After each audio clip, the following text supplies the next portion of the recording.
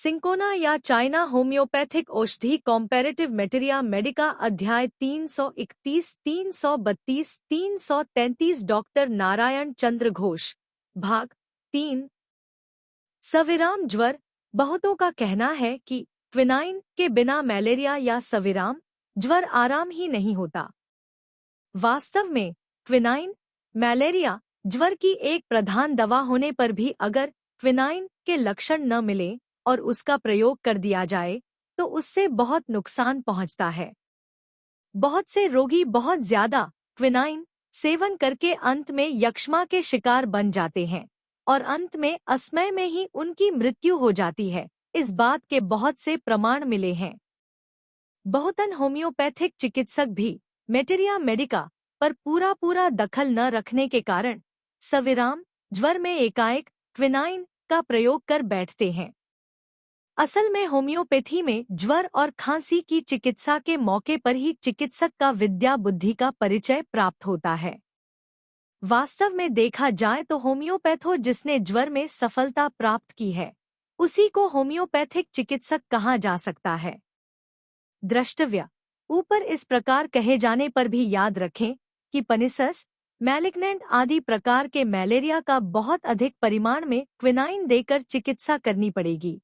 उनकी अन्य और कोई दवा नहीं है। बड़े कड़े मलेरिया वाले देश के मलेरिया में भी क्विनाइन की आवश्यकता होती है। चाइना मोटेताजे और गंदी प्रकृति के लोग या जो किसी समय बहुत ही हृष्टपुष्ट और बलवान थे और बाद में रक्तस्राव, प्रमेह, अतिसार इत्यादि बीमारियां भोगते भोगते कमजोर हो गए हैं, ऐसे आदमियों की बीमारी में चाइना ज्यादा फायदेमंद है। चाइना का बुखार कभी भी रात में नहीं चढ़ता। जिस ज्वर का प्रकोप प्रत्येक बार समय के 2 से 3 घंटे पहले होता है अथवा 7वें दिन या 14वें दिन फिर से आता है, उसमें चाइना के ज्वर के समय का कोई ठीक नहीं, मगर हाँ, अधिकांश क्षेत्रों में दोपहर के वक्त अथवा तड़के 5 बजे या शाम को 5 बजे ही ज्वर आता है। ज्वर की पूर्वावस्था में बहुत प्यास, भूख और सिरदर्द रहता है। शीतावस्था में जाड़ा आरंभ होने पर प्यास बिल्कुल नहीं रहती, रोगी भीतर और बाहर शीत अनुभव करता है, पानी पीने पर जाड़ा बढ़ जाता है। उत्तापावस्था में प्यास नहीं रहती, जोर की गर्मी रहती है, शरीर जलता सा रहता है, रोगी बदन पर कपड़ा नहीं रख सकता, किंतु कपड़ा उतारते ही फिर सिहरन मालूम होने लगती है। जोर का सिर दर्द होता है। पसीने की अवस्था में बहुत प्यासन रहती है, बदन ढका रहने से खूब पसीना आता है। ज्वर न रहने की अवस्था में बहुत पसीना आता है, प्यास बिल्कुल नहीं रहती, यकृत और प्लीहा में दर्द रहता है। सारांश, चाइना के ज्वर में शीत, उत्ताप और पसीना एक के बाद एक रहेगा ही। जहां शीत और उत्ताप की अवस्था में प्यास रहेगी, वहां चाइना देने से कतई फायदा न होगा।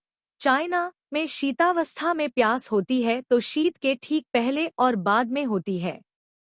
चिनिनम सल्फ या क्विनाइन सल्फेट दिन के अक्सर 10 से 11 बजे या तीसरे पहर 3 बजे से लेकर रात में 10 बजे के बीच बुखार आना और प्रत्येक बारी में 2 से 3 घंटे पहले आ जाना।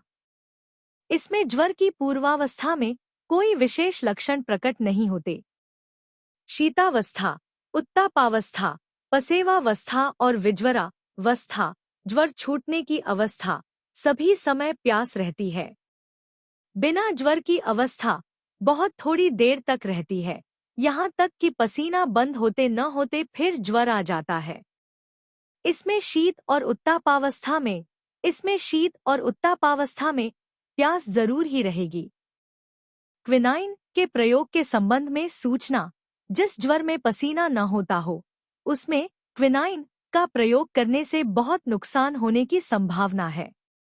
क्विनाइन का ज्वर हो तो शुद्ध क्विनाइन और क्विनाइन हाइड्रोब्रोम की 2 से 3 ग्रेन की गोली रोज 2 से 3 गोलियां 3 से 4 दिन तक विज्वरावस्था में बुखार न रहने पर सेवन कराने से ज्वर एकदम बंद हो जाता है। इससे ज्यादा देने की जरूरत नहीं पड़ती। इस दवा की नए बुखार में 200 से ऊंची शक्ति और पुराने ज्वर में 1x विचूर्ण अधिक लाभदायक सिद्ध हुई है। द्रष्टव्य क्विनाइन प्रयोग करने के साधारण लक्षण 3 हैं: शीत, ताप और पसीना, अर्थात शीत या कंप होकर ज्वर आना, उसके बाद ताप बढ़ना और बदन में जलन होना, और अंत में पसीना होकर बुखार बिल्कुल उतर जाना। इसी तरह पारी से बुखार छूटता और फिर आता रहता है। ये 3 लक्षण किसी भी सविराम ज्वर में दिखाई दें तो रोगी को कम मात्रा में क्विनाइन दी जा सकती है। इससे बुखार बंद हो जाएगा और साथ ही किसी तरह की हानि भी नहीं होगी।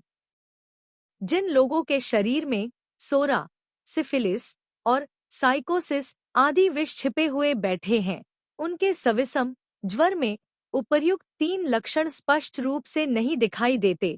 लिहाजा भ्रमवश कोई अगर उस रोगी को क्विनाइन दे देगा तो उससे बुखार कुछ समय या कुछ दिनों के लिए जरूर रुक जाएगा, किंतु धातुगत छिपे हुए विष के साथ मिलकर क्विनाइन ऐसे कितने ही जटिल रोग पैदा कर देगी कि उसी से उसकी मृत्यु हो जाएगी। चिनिनम आर्स, चिनिनुम आर्सेनिक, चाइना और आर्सेनिक के सम्मिलित लक्षणों में इसका प्रयोग होता है। बहुत दिनों तक मलेरिया, ज्वर, दमा और खांसी आदि बीमारियां भोगते रहने की वजह से रोगी अगर धीरे धीरे कमजोर, रक्तहीन और बहुत जीर्णशीर्ण हो जाए तो यह दवा नियमित रूप से सेवन कराने से उसकी जान बच जाती है और कमजोर देह में दिनों दिन नया बल आने लगता है। होम्योपैथी में यह एक प्रकार की टॉनिक या ताकत बढ़ाने वाली दवा है। किसी किसी चिकित्सक का यह भी कहना है कि मलेरिया, ज्वर किसी भी तरह आराम न होता हो तो चिनिनम आर्स और फेरम आर्स नित्य 2 से 4 बार पर्याय क्रम से 5 से 7 दिन तक सेवन कराने से ज्यादा फायदा होता है। मलेरिया ज्वर में यकृत में दर्द और सूजन रहने पर चिनिनम आर्स ज्यादा फायदा करती है। फेरम आर्स में रक्तहीनता, अधिक कमजोरी और यकृत तथा पिल्ही दोनों ही खूब बने रहते हैं। फेरम आर्स के बुखार में प्यास नहीं रहती। अगर यकृत और प्लीहा दोनों ही बड़े हों और बुखार न हो तो फेरम आयोड ज्यादा लाभदायक है। Subscribe please.